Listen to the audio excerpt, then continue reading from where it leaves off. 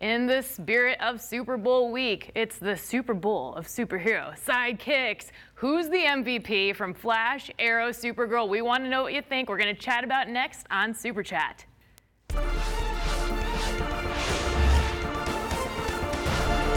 hello, everyone.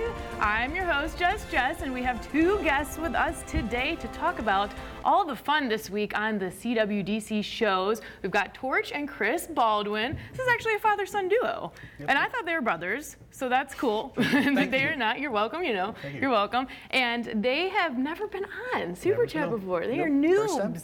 So welcome very much to our show. Torch, you work with Single Cell Productions. Yes. Tell us what's going on with that. You have some new things in the works. We've got some new things coming up. We've got a fall tour coming up. We're going out, I think, late September this year. Still getting the booking going. And we've got a new parent company concept that we're putting together, Stranger Concept Productions, which folds in the publication and the writing that we're doing for more fan films. Okay. So are you working on a fan film right now? We are. We're working on the second full-length installment of Doctor Who Lucky 13. Oh, wow. Cool.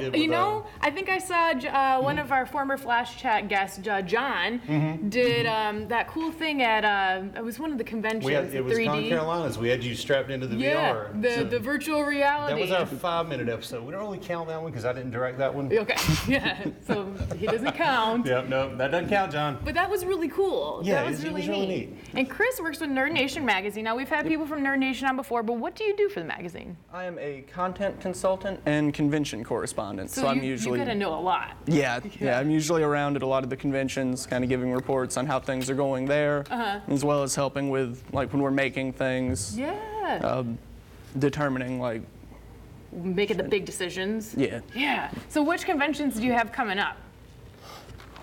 We are going to Connooga in Chattanooga, Tennessee. Connooga. I like that. Yeah. That's good. It's their 10-year anniversary. We should have Conlet in Charlotte. 13th anniversary. 10th. 10th? Oh, okay. 10th. Very cool. So you get to travel a little bit, and that's fun. Yeah. And where can we find Nerd Nation magazine?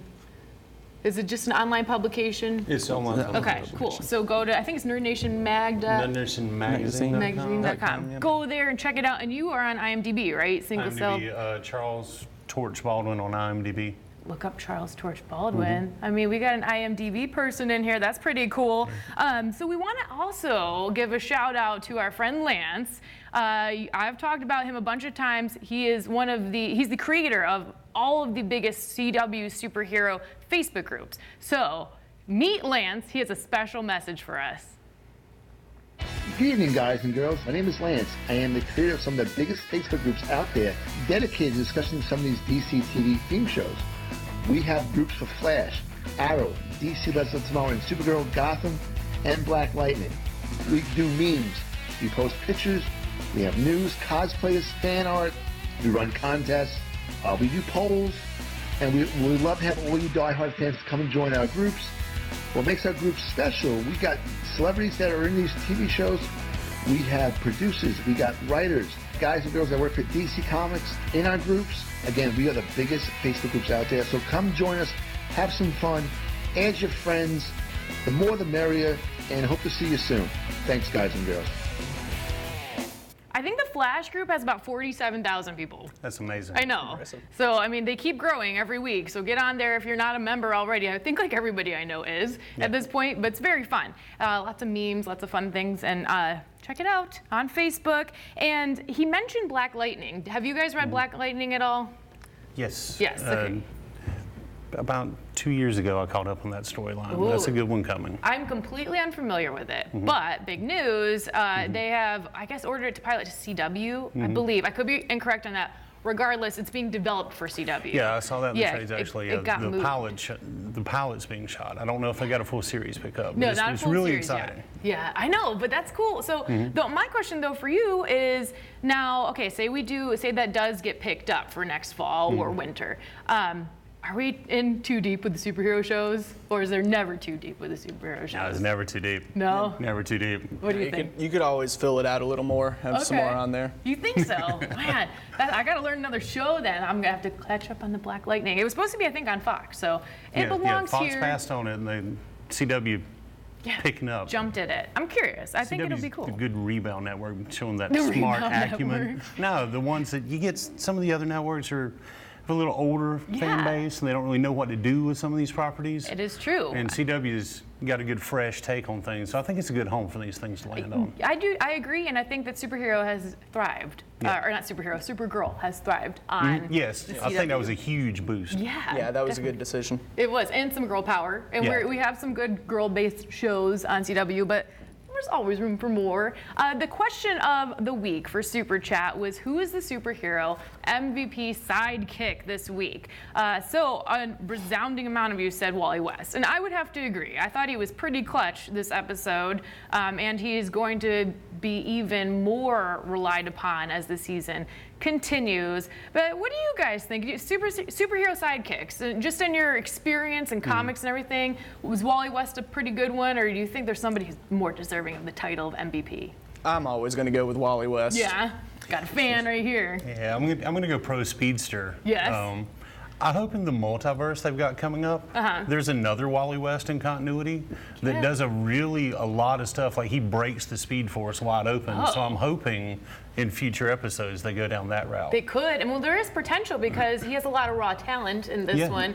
And Barry has been doing a really good job with just kind of more inspiring him, this episode more, of inspiring him instead of demanding of him. So like teach with your actions, lead by example. He's been doing a good job about that. On Facebook, some of you wrote in, Chris from Raleigh says he votes for John Jones as the MVP, and then runners-up would be Caitlin and Julian for saving Iris's life.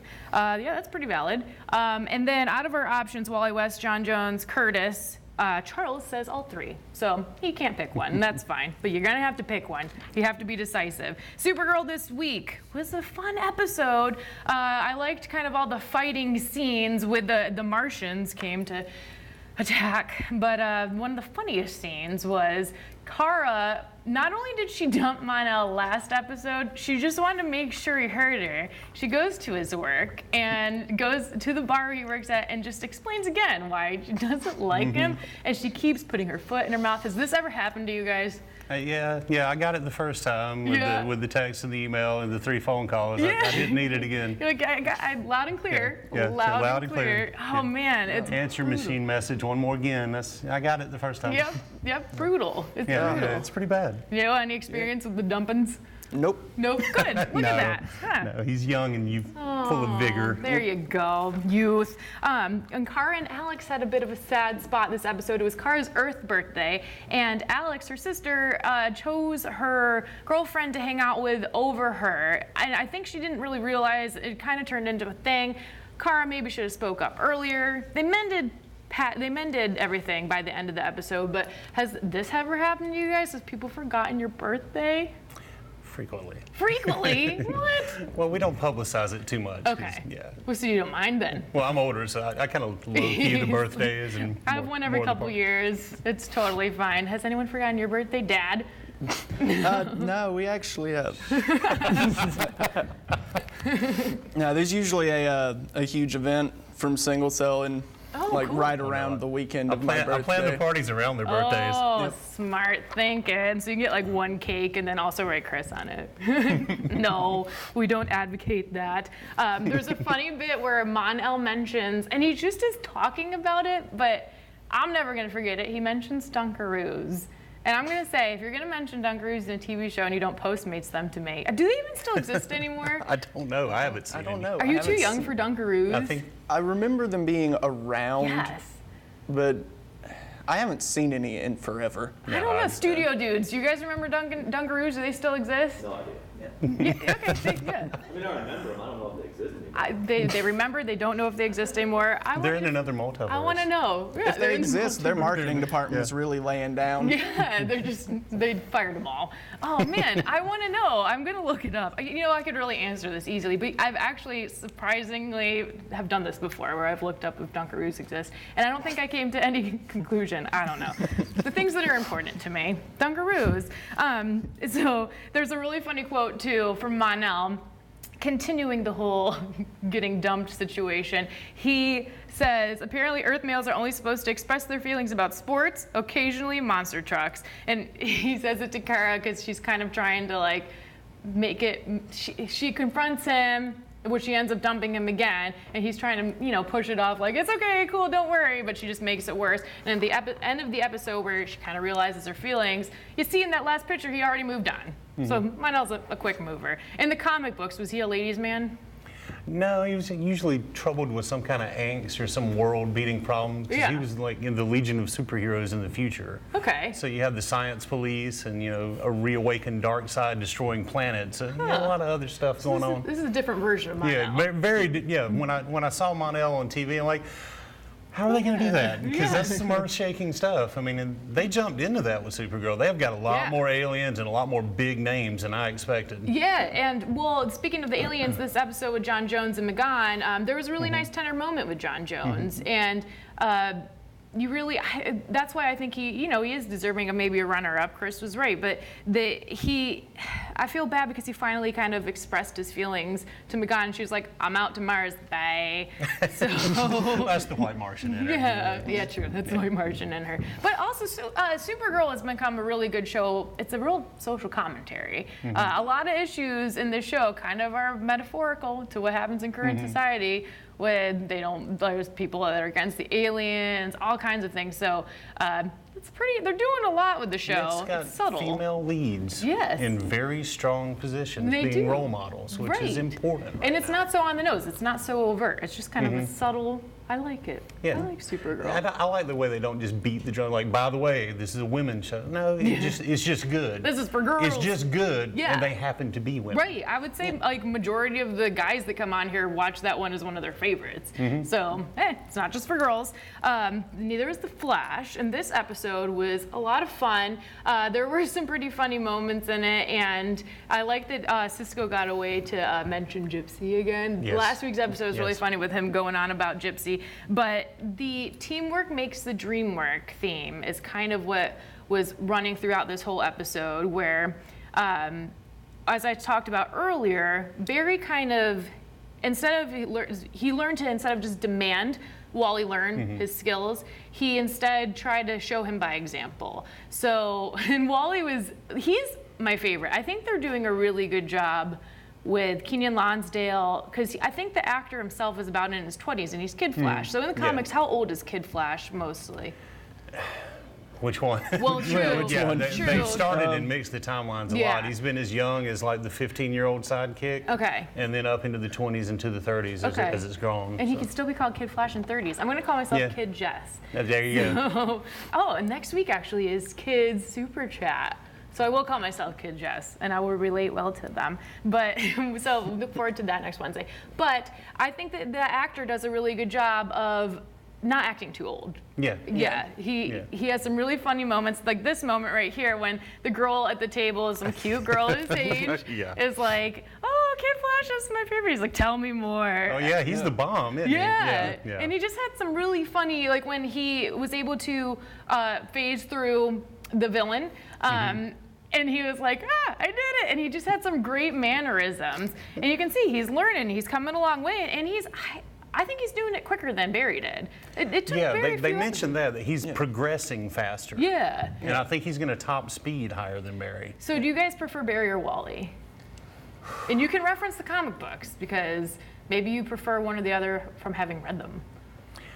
From reading the comics, Wally West, the alternate version of Wally West, is the one that, as kind of like your grandpa's Flash, who was Barry Allen, was phased out in Crisis on Infinite Earths. He's the one that ran so fast that he broke the barrier.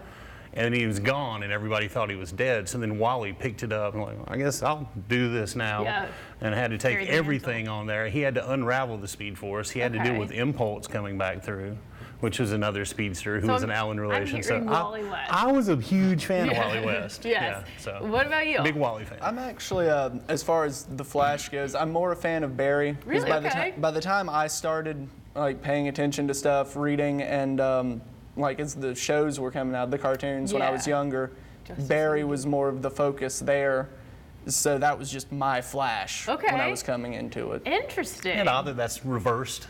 Yeah, Like the I know, grandpa's right? flash. Yeah, house divided. Nah, There it they're is. teamwork makes the dream work, like we said. Julian has been a really fun character to watch in the show, and he had some good moments this episode where he expressed how he felt bad about since when he was Alchemy, he created these metas that are out, and one of them was out terrorizing the city. And what do you think? Actually, here's a question that we'll kind of ask you. Maybe what do you think Julian's role is? If they do save Iris, who would die in her place? Do you think he's expendable?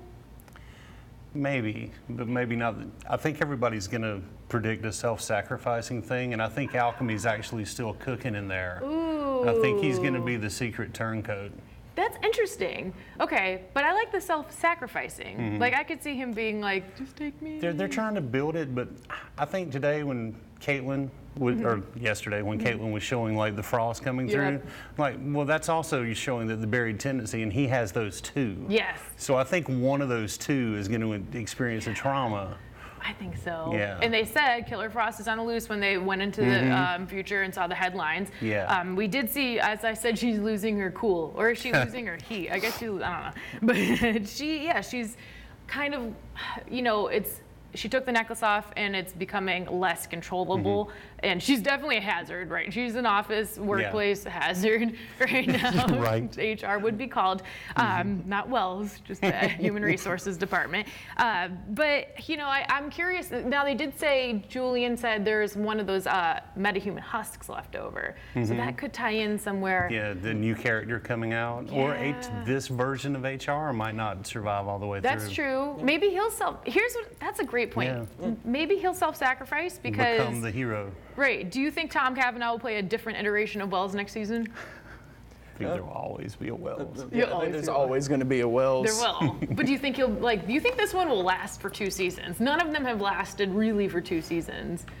A little bit, kind of, but not really. At this juncture, I think they'll probably keep with the trend that they've been going.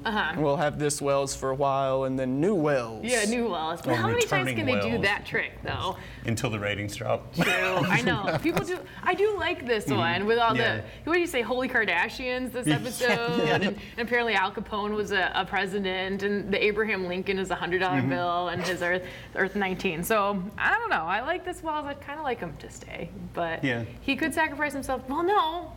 He could. Maybe that whole seeing him with the gun on we saw last episode when they flash forward that he is up with with the cannon up on the rooftop. maybe he'll jump down. He's trying to prove himself. And he's wanting to get out there and make his life mean something. So I mean, he's definitely he's a possibility. I don't know. They put a lot of leads out and they haven't really telegraphed it. So I'm really anxious to see what they do with it. I am too.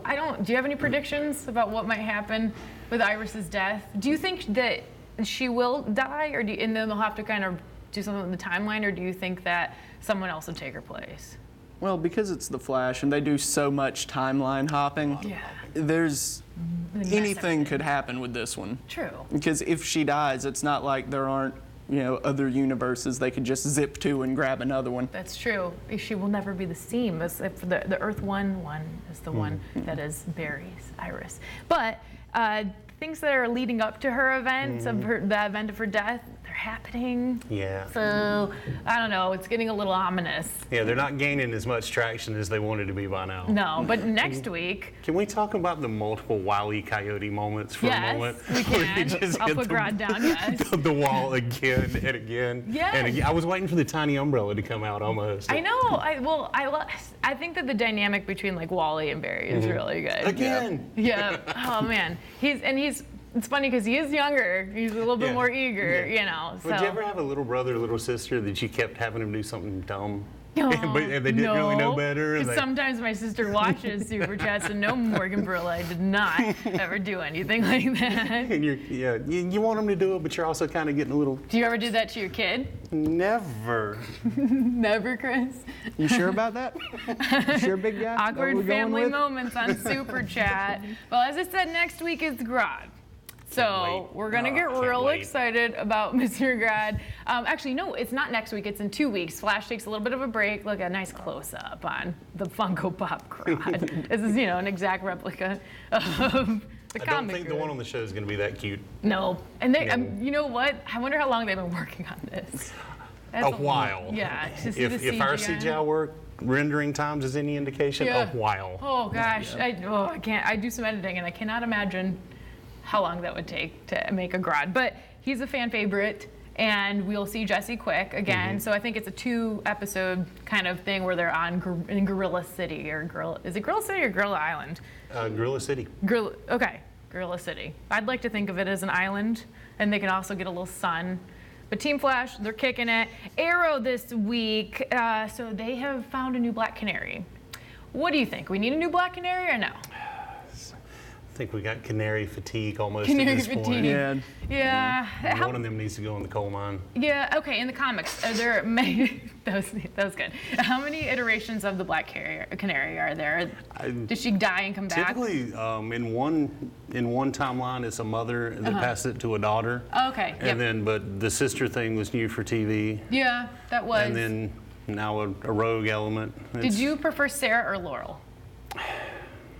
Originally, I preferred Laurel, and Okay. was starting to get a little perturbed. Why aren't we moving this along a little more? But then when Legends came out, I started really digging Sarah's character. So Yeah. I kind of flip-flopped on that one. I would say I liked Sarah Lance's Black Canary, and I don't prefer her as White Canary. Do you have a preference?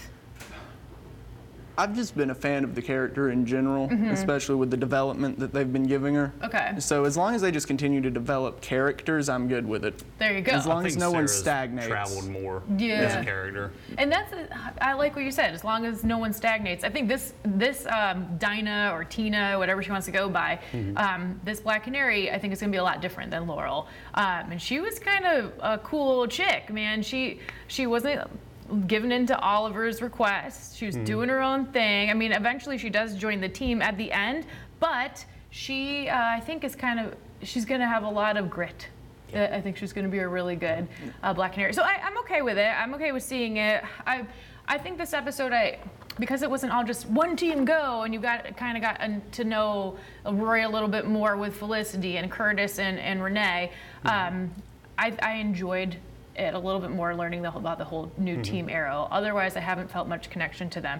I want to bring up a very controversial point that my coworker Andy noticed. Now you'll notice in the show they went to get burgers in Hub City twice, and Andy said both times the burgers were inaccurate. Now I got to point out, if you see right here, look at this patty. He's talking about just 3-patty burger with cheese, with cheddar. And now Andy said that's not right. He said there was only 2 patties and no cheddar. He's half right. There's 3 patties but no cheddar. Now, and this is even a bigger controversy. Andy said there was only 3 patties, but if you look closely with HD eyes, you can see there are indeed 5 patties. So Renee was grossly eating so many pieces of meat. Because the production crew ate one of the patties between takes. Yep, that's what happened. Yep. You got to feed those guys. That makes me so hungry. I wish we had a Big Belly burger. I mean, I guess like all fast food is kind of Big Belly burger. So there's another part in the episode where Oliver is doing his kind of, I don't know, like, I know best because I've had all this experience speech where he's telling this new Tina not to kill the person she's been hunting for revenge for all these years. Right after he blows up a helicopter. So Yeah, he's kind of hot and cold on the no-kill rule. Right. Yeah, he is really one of those do as I say, not as I do heroes. That is the truth. He is, that is the truth. exactly. He's not leading by example. He should go to the He is very not. old Even a school little. learning. Not even a little. No, he's not. But I mean, I don't know. It keeps the show cool, but we kind of glaze over the Yeah. fact that somebody was in the helicopter. Well, Ollie in the Clearly. comics is a very imperfect hero character. I mean, he bungles things, he has affairs, he gets in trouble, Well, he accurate. runs his mouth too much, and Yeah. has to eat the consequences later. So. Interesting. I don't think Yeah. this character talks too much, but he does the affairs. Yeah. Yeah. That's always Yeah. getting him in Yeah. trouble. Yep. I hope he doesn't start anything with this new Tina, the new Black Well, Canary. historically, He loves a Black Canary. yeah, historically true. Oliver with pretty ladies, Yeah. kind of his kryptonite. Yes, it's true. It is. He is. What do you think? Should he like lay low off the chicks for a minute? He's not gonna. He's not gonna. He should, but he's not gonna. He's not gonna heed the advice. Told you not to do it. Yep. But you did it anyway. Ollie, I don't know. He has some great advice, but he, like with the reporter in the last few episodes, like, don't do that, bro. Yeah. Just leave it out. Yeah, leave it be. We see Talia al Ghul in this episode. We got a glimpse of her last episode, and we got to see more of her. I think this is going to be the tide of Prometheus because she shows Oliver, she knows about the list his dad gave him. She gives him his first arrow suit. And what do you guys think about like Talia and being on the show? She's traditionally more Batman universe.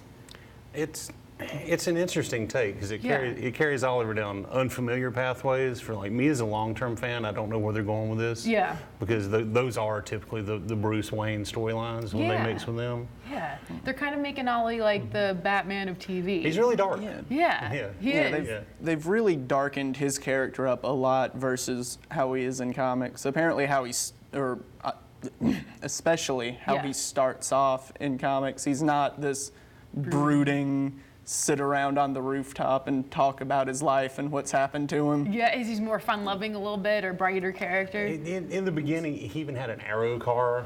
Oh. Like Golden Age. So That's he was like the boxing glove arrows and a lot of the gimmick stuff. And I don't want to give spoilers because what we're heading toward mimics or seems to be about to mimic a storyline called the Longbow Hunters. Okay. And that in comics is where they took Ollie really hardcore and made his character rougher edge, more willing to kill. On TV, he started off just dropping body counts when he came off the island. Yes. So he's been a lot more of a brutal character. So now there's the question is this storyline going to make him rougher? And if so, how do you deal with that? Yeah. And interesting. So it was called the Longbow. The Longbow Hunters. Look that up.